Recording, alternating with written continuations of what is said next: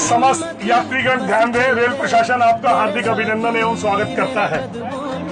यह पूरी गाड़ी अनरिजर्व है और समस्त यात्रियों से अनुरोध है कृपया अपने साथ अन्य यात्रियों को भी स्थान दें।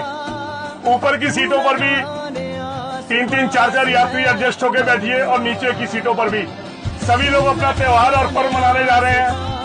हमारी हार्दिक इच्छा है कि आप लोग खुशी खुशी सकुशल अपने गंतव्य को प्रस्थान करें और सकुशल पहुंचे। हम ऐसी उम्मीद करते हैं कि पिछले वर्षों की भांति इस वर्ष आपकी छठ बहुत अच्छे से, बहुत बढ़िया से बने।